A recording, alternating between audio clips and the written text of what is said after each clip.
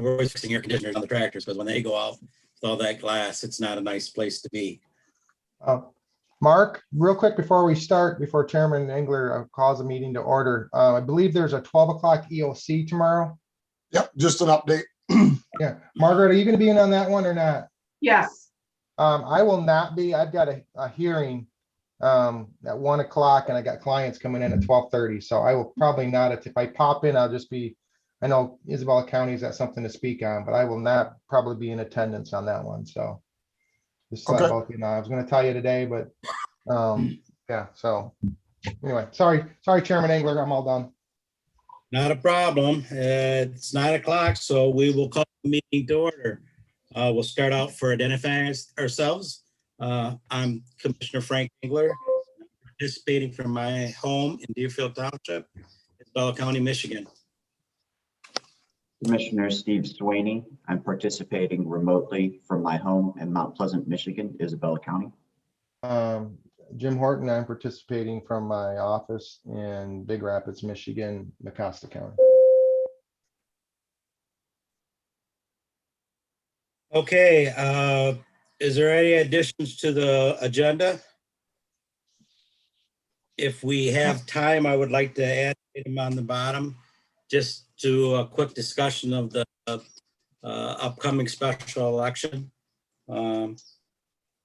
If there's not any time, we'll try to do that later. But anyways, I want to spend a few minutes on that just to get some updates. I'm going to actually ask Chairman Horton maybe to put that on the work session later next week. But at this time, I'll do a call. Was there any other agenda items?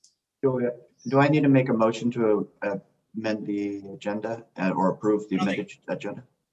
Not for the. We usually don't do that. Okay.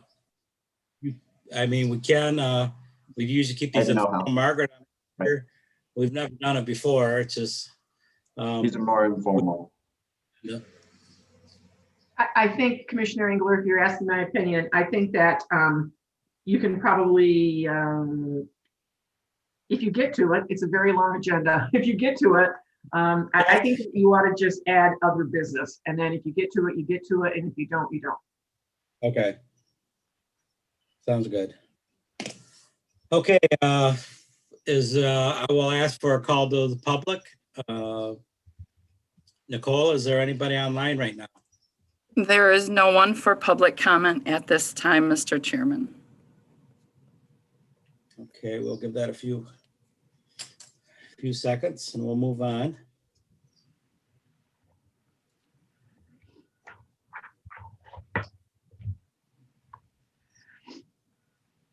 It will be nice when we get to our board meetings, so we'll see if there's anybody out there having to guess and wait. But I will call once more for the public. Is there any more comments? Is there anybody there? There is not, Mr. Chairman. Okay, we will move on then.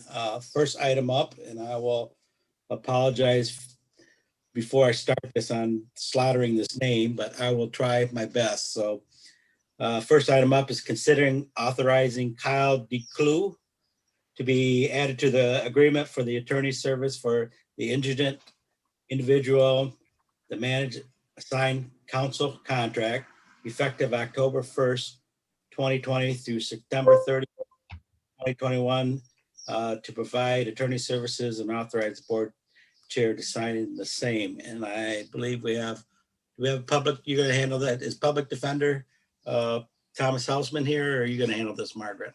Tom's going to handle it, and he's here. I am here. Good morning. Okay. Good morning. Yes, Kyle DeClue. It was excellent.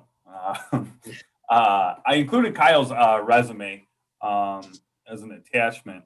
I was approached by Kyle and his law partner TJ, who actually recently was an intern with our public defender's office. They both recently graduated from law school and are opening their own firm here in Mount Pleasant in the building on University that houses quite a few of our public defenders at the present time. They all kind of share office space over there on University. graduated first in his class at Cooley Law School, is a veteran. Quite frankly, just a extremely accomplished individual, has a background in science. He'll be, I think, a very valuable asset to that MAC contract. I think everyone's aware that we're down one individual on that contract right now due to some health issues. So quite frankly, the timing of this is perfect. We're looking to have Kyle kind of jump in handling misdemeanors. He's also going to be assisting some of the, I don't want to say older attorneys on the contract, but I'm not sure how else to phrase it, with handling some of their cases, kind of sitting second chair to get some experience. And he's also going to be handling some arraignments for us here at the office in the morning, those pre-scheduled virtual arraignments, so that we can kind of help clear them off our schedule and get him some experience with our local court practices and, get them kind of up and running and introduce them to the local legal community. So I think it'll be a fantastic addition to our roster of attorneys, and I look forward to having Kyle join that list. Well, I know with the labor market right now, everybody's shorthanded, so he has a very impressive resume. I think he'd be lucky to have him because, like I said, everybody's looking for help right now. So, Commissioner Swaney, you have any questions? Just want to make sure that the contract is October 2020, the September 21st was correct. Correct. So that's the present contract. That contract runs October 21st, 2020. So I mean, it would really be whenever the contract is signed. But then we would, the normal course of business is to re-up that contract beginning October 1st. So realistically, I would be back here in a few months to then continue on with that contract for the next fiscal year. Mm-hmm. All right. Yeah, that was, my only question over the staff report, understanding that date. So it sounds good. I hope we can, completely fill out your department there. Yes. Chairman Engler? Yes, Tom, Commissioner. Tom, just real quickly, is this the best format? I mean, certainly agree with adding him to the MAC council. That's not even an issue. Is this the best format you want to do? How we're going to do that with the contract? Redoing the whole thing, or just would an addendum work better other than reapproving the whole contract again? Because I don't know if you do that, would the other attorneys have to sign it in the same format, or just an addendum to the contract? Margaret, did the legal counsel look this other than Tom, or The not? legal counsel put the contract together originally, and Right, they right. have looked at it recently because the next item on your agenda has to do with the management signed contract agreement. So yes, legal are the ones who put that contract together. I'm not worried about the contract. The contract, I had no problem with the from last year. I'm just, what we're doing is we're looking at a contract with a person's name on it that wasn't an attorney back in October of 2020. So again, it's just the format. I certainly agree to get this person added. That's no issue. I'm just wondering why we're not just doing like basically an addendum to the contract, the original contract, instead of reintroducing the entire contract again. Again, it's just formality. It's just, to me, that would make more sense in just bringing everything forward and as an addendum to the contract instead of, but again, with the MIDC, you just never know. And I don't want to mess that up either. So Tom, what do you think what's your thoughts on that? And I guess the reason why I had presented it the way I did is because last year when we did the contract, that is the way we did it, because we were having everyone sign it virtually, basically PDF signatures. We basically had 6 signature pages, all kind of separate from each other. And so that's why I presented it the way I did. I've never been in the position, I guess, to add someone into the MAC contract. So I don't know how it's been done in the past. Obviously, I've been one of the people that's been added on mid-contract before, so I No, wasn't. yeah, that's my only thought is, it's not whether I want him out, the person on, there's absolutely zero doubt in that regard. It's just the format of it. I don't know whether this is the correct way to do it, or it probably is a way to do it. I just don't know, because you're reintroducing, or we're basically restating the contract again. Will we need other person's signatures and all this other than just doing a simple addendum? Margaret, I'd like to see if we could possibly get that answered. I mean, I think the commissioners here will agree that this is a no-brainer as far as adding this person on. It's just the format involved. I mean, I don't know if we have to introduce the entire contract again, or a simple addendum to the existing contract, adding him. I would think that would probably be the better way. Then you don't mess around with what's already been signed. Again, with the MIDC and all that stuff too, that could throw a little bit of a curveball into it. But I would think if the commissioners would okay this, I would think, we okay basically the concept of this or this, and then, but with the caveat of possibly just doing an addendum to the existing contract.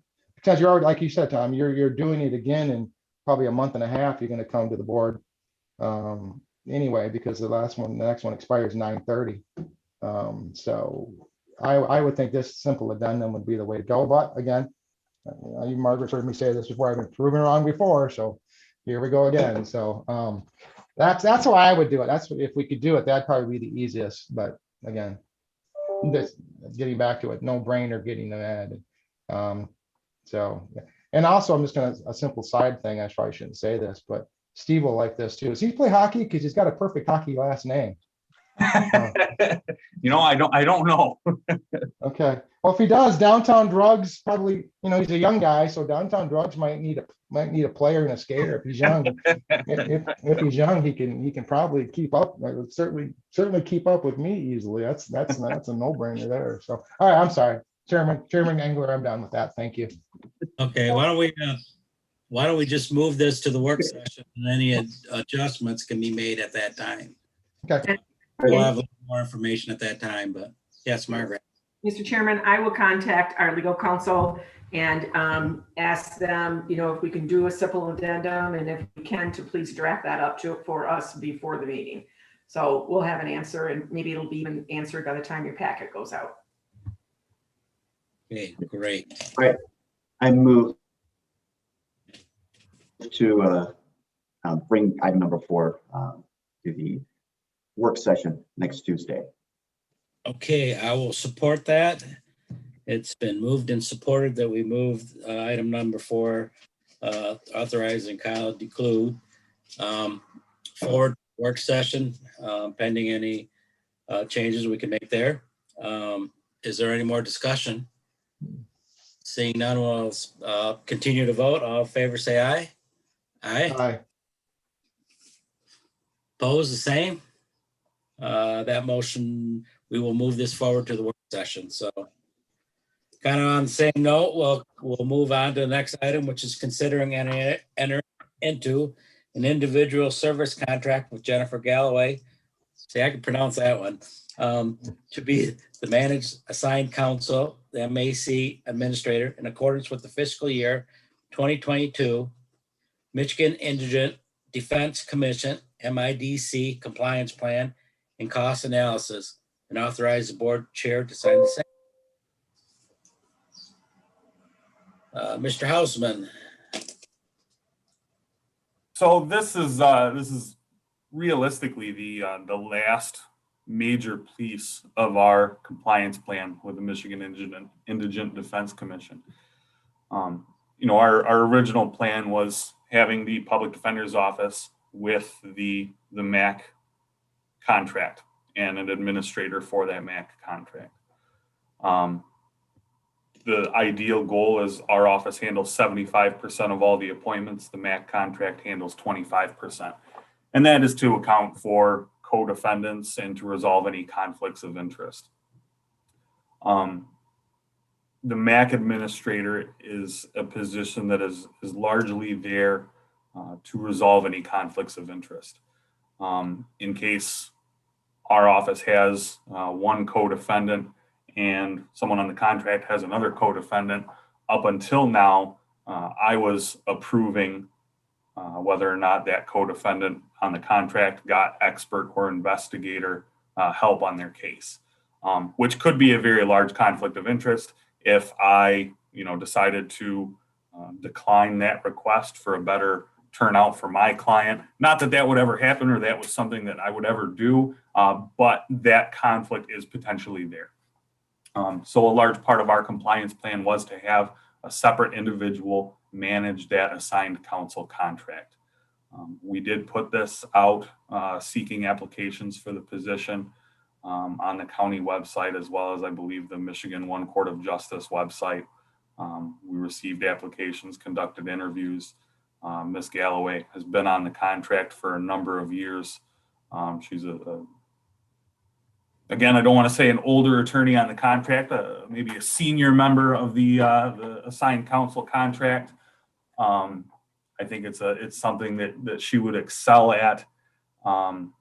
It does come in our compliance plan. It's always been there that person would receive $2,000 per month out of that MIDC funding, as well as money for support staff that would help handle the appointment of all those cases that do go out to the contract.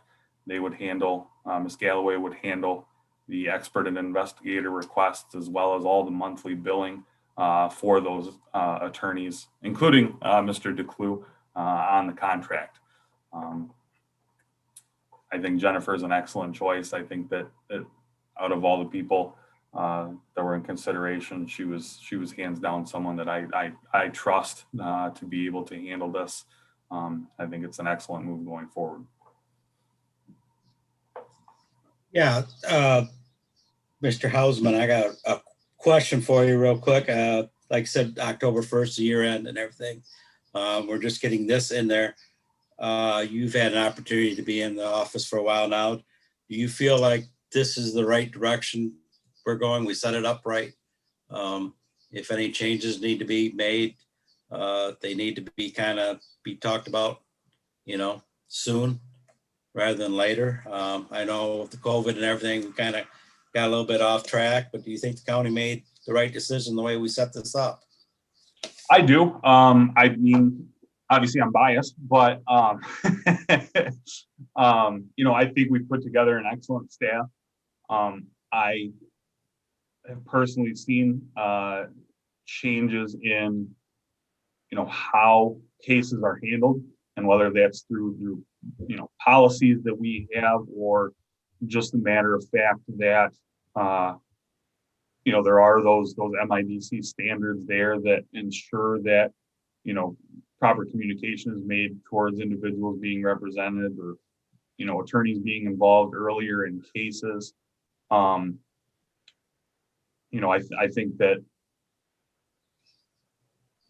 think there's a large push across the state to go the direction that we are.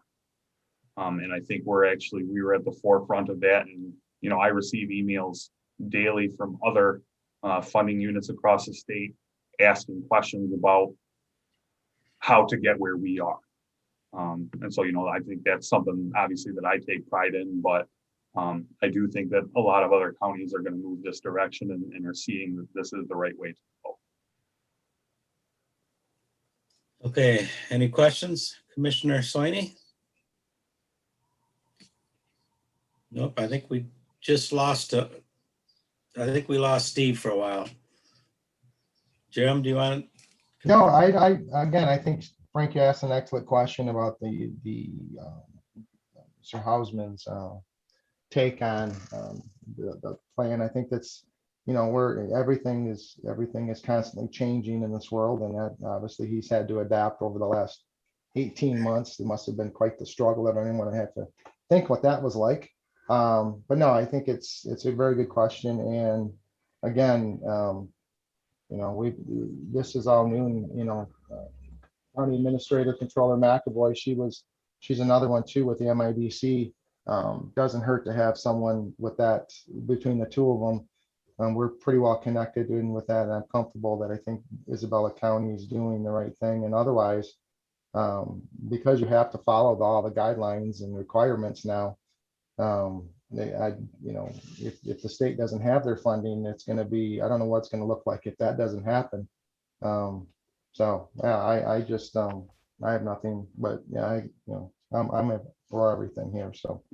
As far as Ms. Galloway goes, I don't personally know her, but I've heard the name and I've not heard anything negative, so. I think it's a good choice, and so. Commissioner Swaney, are you back with us again? I am back on cellular data plan now. My Wi-Fi, I apologize for it. I missed a lot of conversation. I assume that,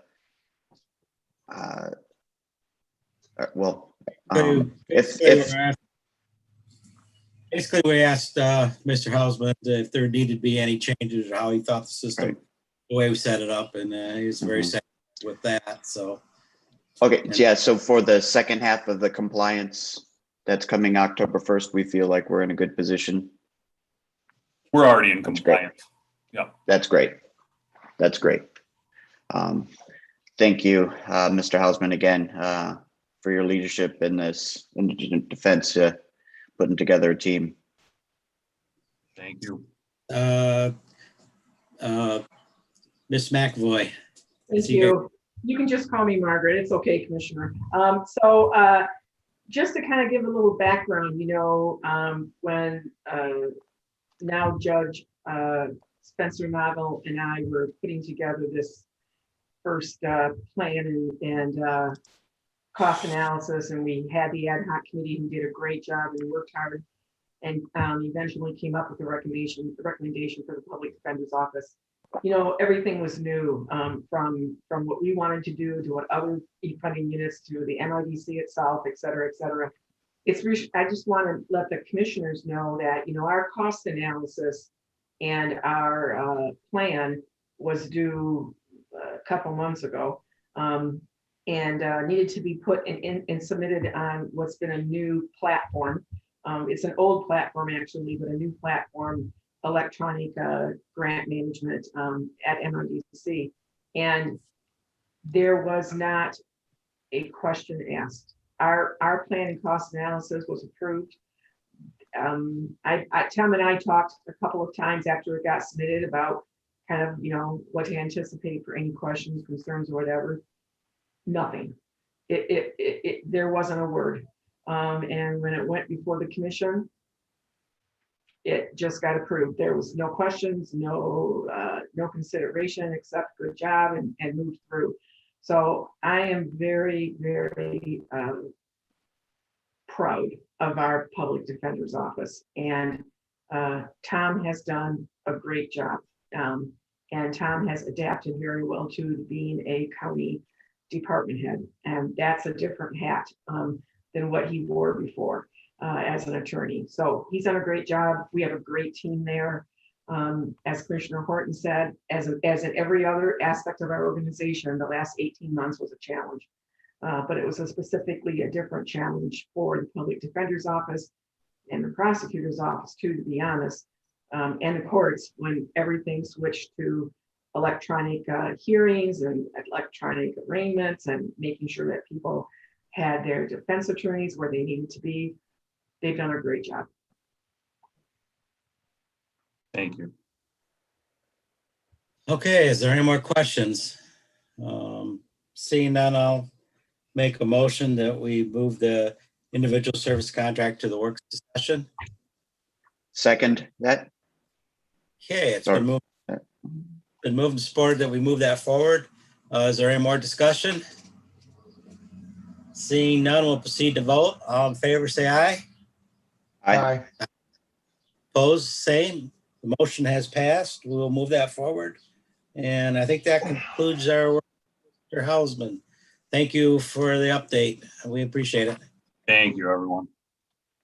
Okay, moving on.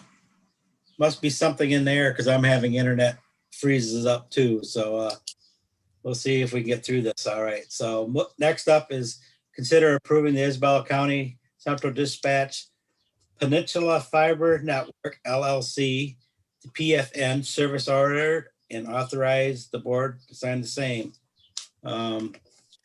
We have Director Griffiths with us, I believe, or we had him. There he is, yes. For Commissioner Swaney, this item we've been working on for several years now, so Mhm. to me, but it should be new to you somewhat. So Director Griffiths, you want to take it away? Sure. This is a 60-month service request to provide a high internet capacity to our new radio system that we are upgrading at this time. It's a requirement for the system to operate and reach back to connect to the state, which then allows all of our radio transmissions between police, fire, EMS, and anyone else on the system to occur. So it's got a reoccurring fee that's in there, a non-recurring fee of $375 to basically install it. The reoccurring cost is $575. And it's just part of the project, expected costs that are part of the project. Okay, I really don't have any questions for you. We've kind of seen this. Commissioner Swaney, you have anything? Nope. This seems like a pretty important piece of the project. Chairman Get this Engler, real approved. quick, one quick question. Yes. Just because of the budget, because it's through I look at the date, enough money in our budget to be able to support this cost until October 1, 2021. Is that just because of the budgetary item for this year in 2021? And then 2022, it'll just be put into the budget. Margaret, am I assuming that, Margaret, that's correct? Yep, Okay, that's correct. okay, that's fine. That's it. That's all, Chairman Engler. Okay. I can make a motion. More Move questions? to. Oh, sorry. No more from me. Go ahead. All right, move to Okay, was that- bring. No questions. Sorry. Move to bring forward item No number problem. 6 to the work session next Tuesday. I will support that.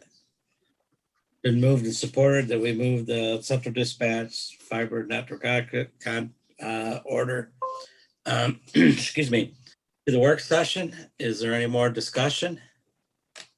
Seeing none, we'll proceed to vote. All in favor signify by aye. Aye. Aye. Okay. Nays the same. The motion has passed. We will move this forward to the work session. So moving on to the next item is consider approving the revised fiscal year 2019 pre-disaster mitigation, the PDM grant program grant agreement, and authorize board chair to sign the same. Director Griffiths, I think you're up again. We caught an error just in the grant. We reached out to the state and they corrected it. It was on page 6 of 8. It was just a date issue in the middle of it. It doesn't change anything that we're going to accomplish or how. It just brings it all in alignment with what the grant's intention was. So instead of it reading October 1 of 2019 to June of 2022, it now reads December 22nd of 2020 through December 23rd, which would be in alignment with the grant. Nothing else changed.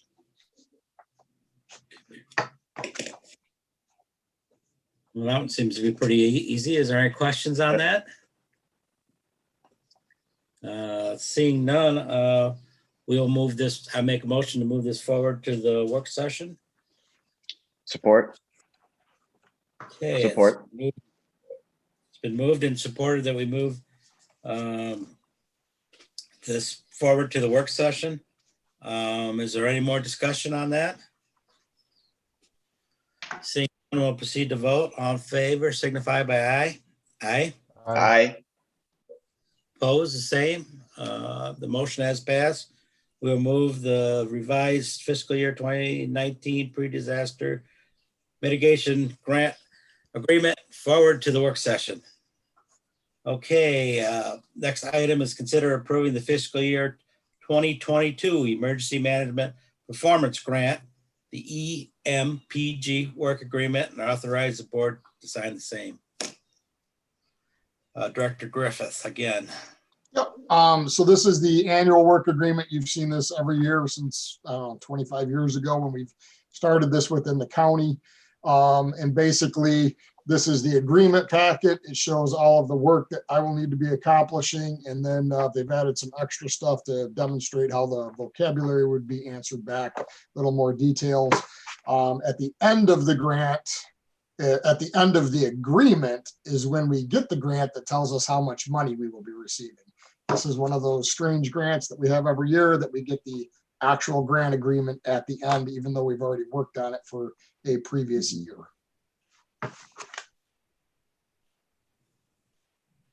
I've always had a hard time, trouble with that one, trying to figure out how that works backwards. Try I explaining. guess maybe when we'll finally be comfortable with it. Yes. Is there any questions for Director Griffiths? Okay. All right. Seeing none- Yes, Commissioner I'll Slaney. make a motion, move to bring forward item number 8, the program grant for emergency management performance. Okay, I will support that. Is there any more discussion on that? Seeing none, we'll proceed to vote. All in favor signify by aye. Aye. Aye. Opposed, the same. That has passed, and we will move the EMPG work agreement to the work session. Okay, the next item up is consider approving the fiscal year 2020 Homeland Security Grant Program intergovernmental agreement between West Michigan Regional Medical Consortium, the WMRMC in Isabel County, and authorize the board chair to sign the same. And Mr. Griffith, you are up again. Absolutely. So this is an intergovernmental agreement with the agency, West Michigan Regional Medical Consortium. They act as the Region 6 Homeland Security fiduciary. We sign this agreement each year to allow them to pass through funds and equipment to our jurisdiction off of the Homeland Security grant that they administer for us on behalf of the region.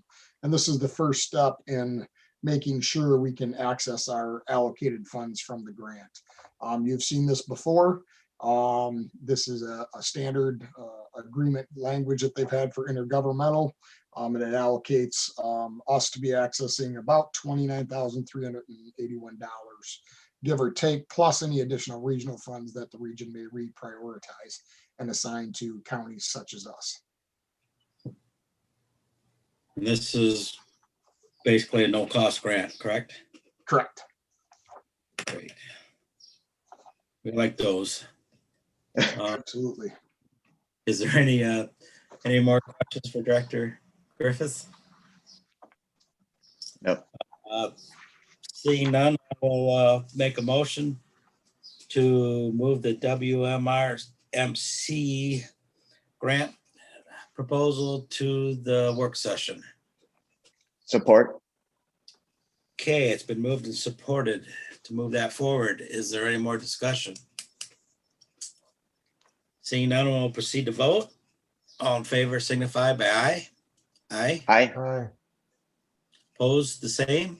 The motion has passed. We will move that forward. So, okay. Next item on the agenda is consider and authorizing the return of $2,695.43 to the Region 6 allocation to meet the Homeland Security Grant LETPA and priority area project requirements, and authorize the board chair to sign the same to Ms. Richmond. Director Griffith, can you explain this one a little bit? Absolutely. So we have the Homeland Security Grant that's accepted in the region for Region 6. And in that, as you just saw in the previous staff report, we're going to be allocated about $29,000 and change. All of these grants have certain focus areas or priority areas. Sometimes they add to them and sometimes they change the focus. So in the past recent grants, we have had a focus on law enforcement terrorism prevention planning. LATPA is the acronym that comes up. We have to spend approximately 26% on our Homeland Security grant on law enforcement related issues, concerns, training, equipment, so on and so forth. In this grant, they have a new thing called priority areas.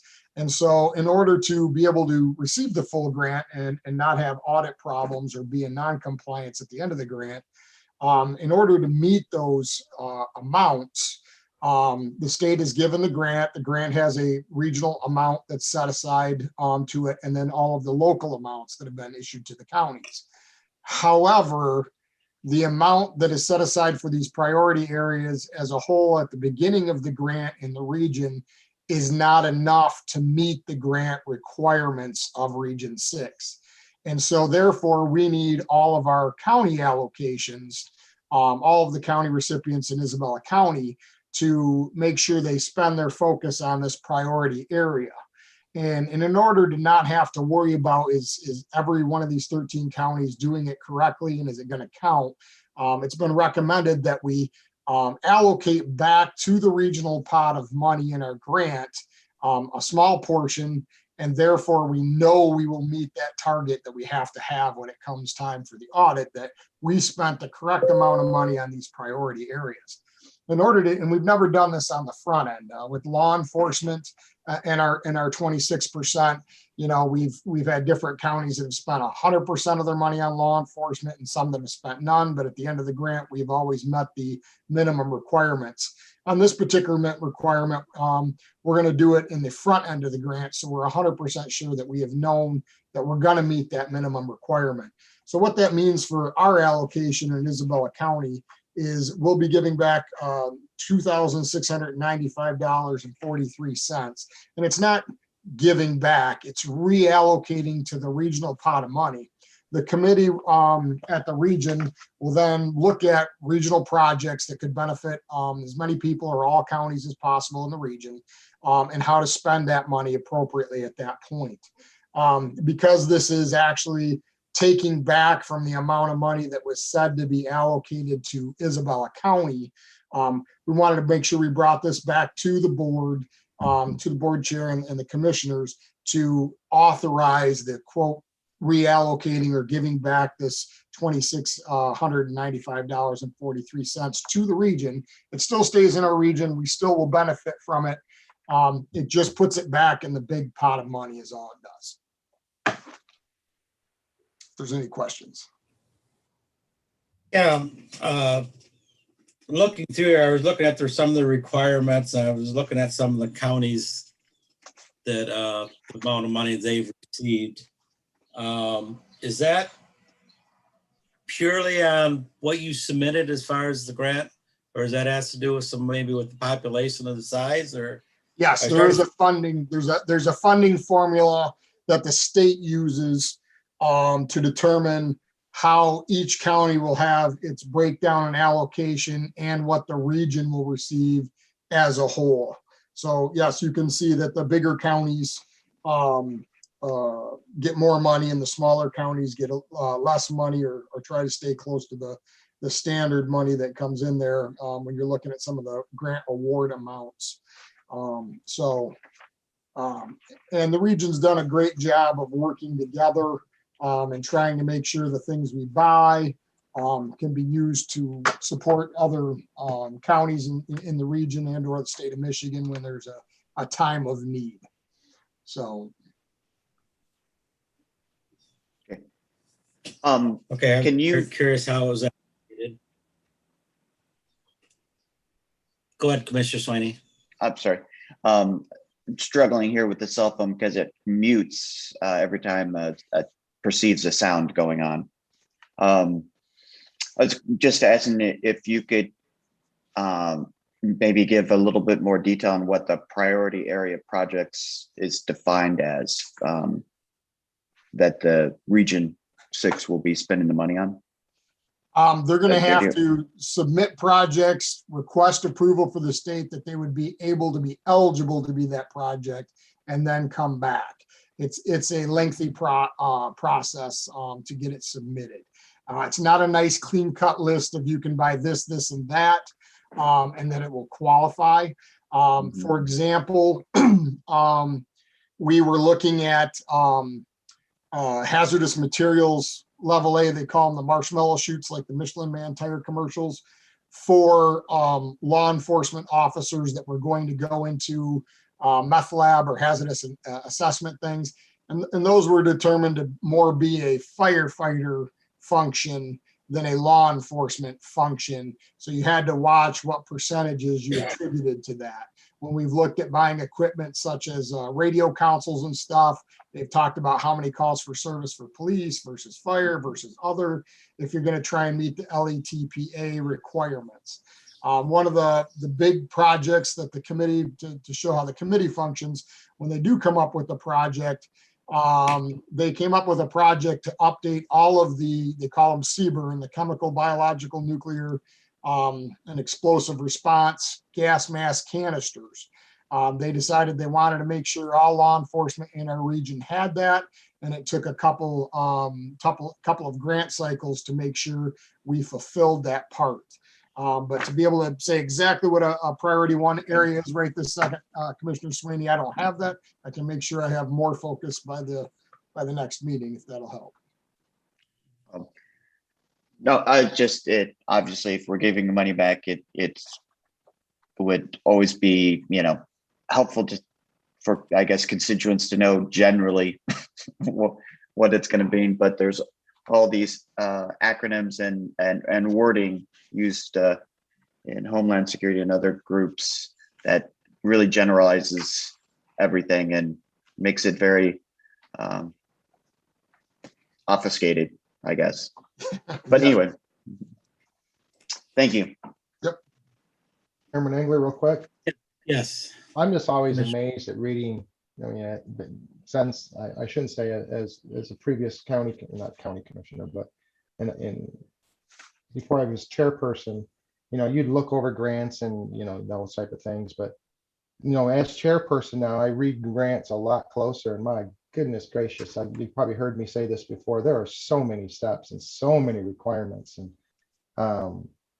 it just amazes me, and all the paperwork and all the hoops, and and then like this it seems like just formality to do. And Commissioner Sweeney asked a very good question. It just amazes me, everything you have to do to get these grants. But without grants and these type of funds, your shortfalls in the county budget, or any county, we'd have to cover these. And again, it's a lot of work involved. And I commend Mark Griffiths and Margaret McAvoy and her staff, and Mark Griffiths and his staff, and everyone. It's just a lot of work, and I'm personally glad commissioners, we have other people that handle this other than the 7 of us. So that's all I got. Sorry, Chairman Engler, I'm done now. So Yes, Director Chairman- Griffith. Chairman Engler, I stand corrected for Commissioner Sweeney.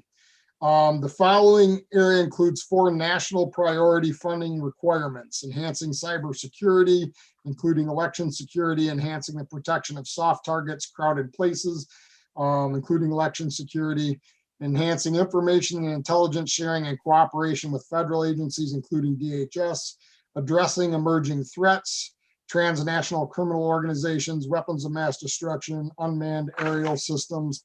At least $54,543 of the awards must be dedicated towards enhancing cybersecurity. And at least $54,543 must be dedicated toward the protection of soft targets in crowded places. And at least $54,543 must be dedicated towards addressing emerging threats. All national priority areas must be pre-approved by FEMA. Additional information on the 2020 national priority areas can be found on the FEMA grant manual. So I was incorrect on that, sir. It's in actually section E on page 2 of the grant. So Okay. a little more clarity. Sorry about that. Thanks. Thank you. That's a small list. Any more questions for Director Griffith? Seeing none, I'll make a motion to move return of the $2,695.46 allocations to the work session. Is there support for that? Support. Okay, it's been moved and supported that we move that forward to the work session. Is there any more discussions?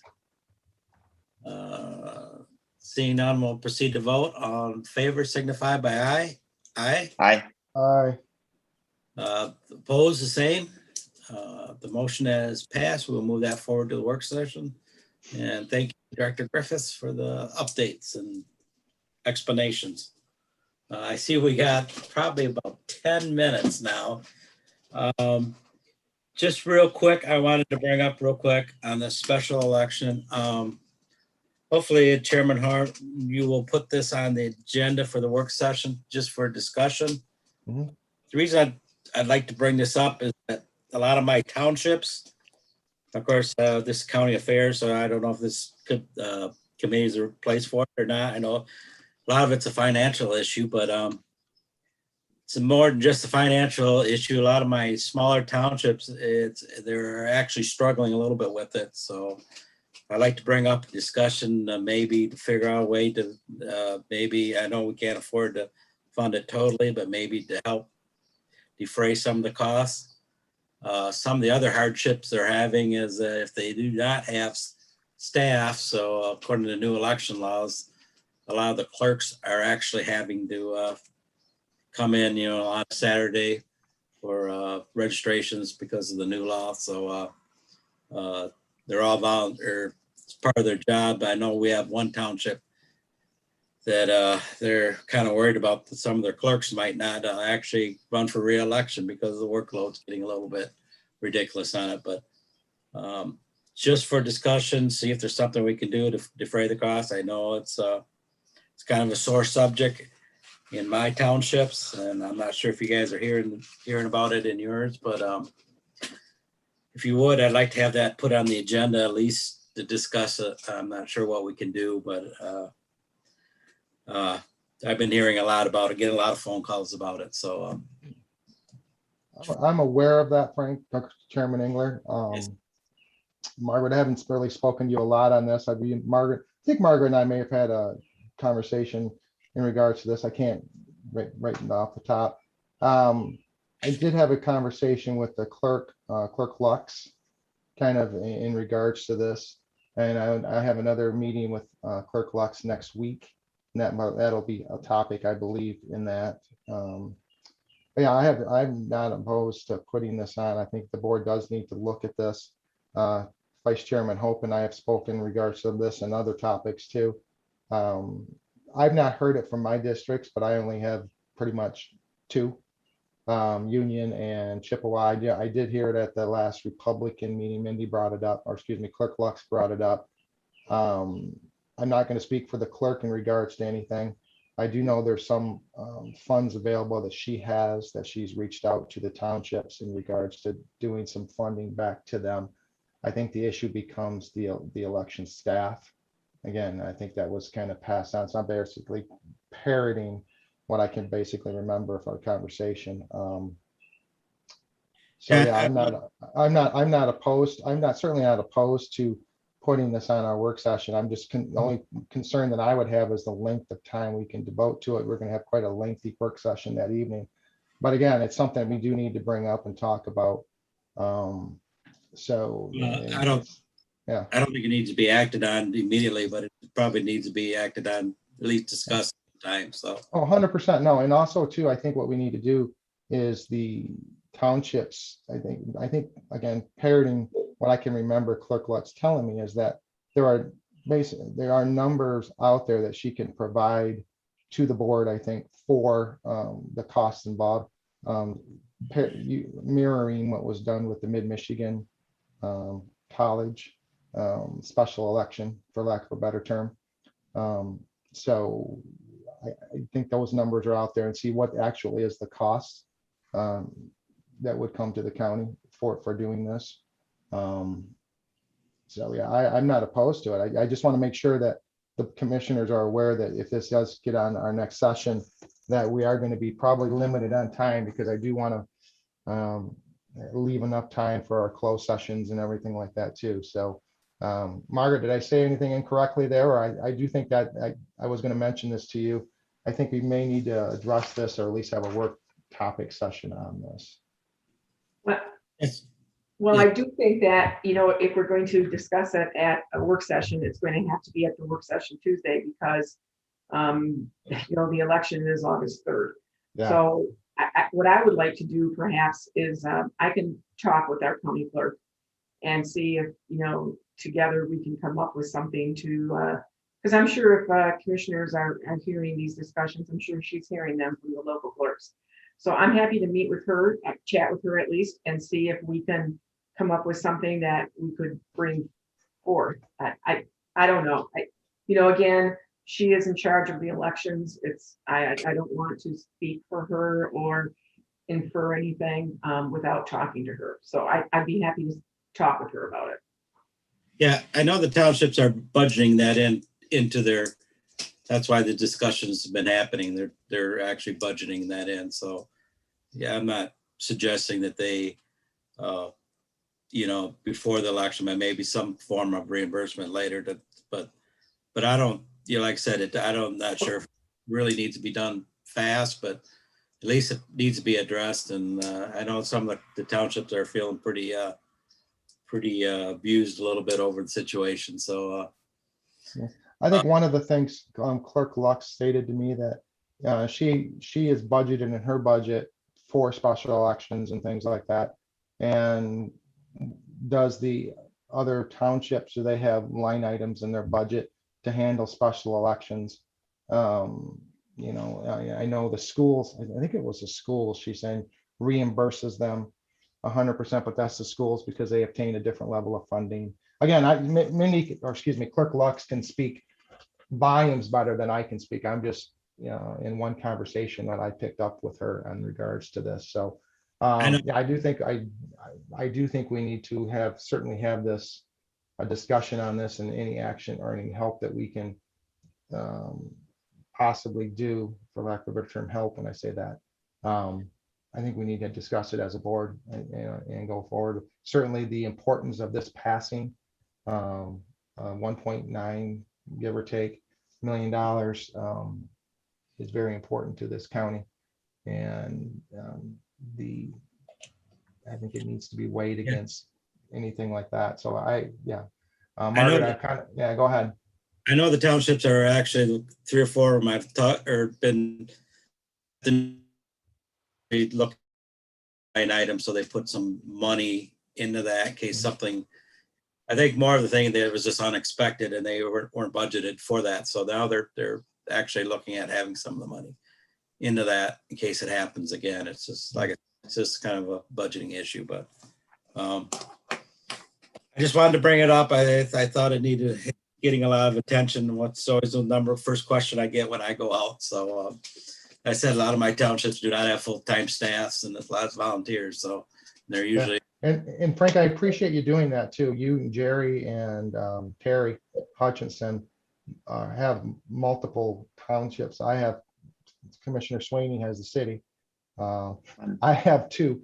And both of them are pretty active in what they do. So I've not heard, like I said, I've not heard. In fact, I complimented Brian Milkey when I had my conversation. Brian and I speak quite a bit.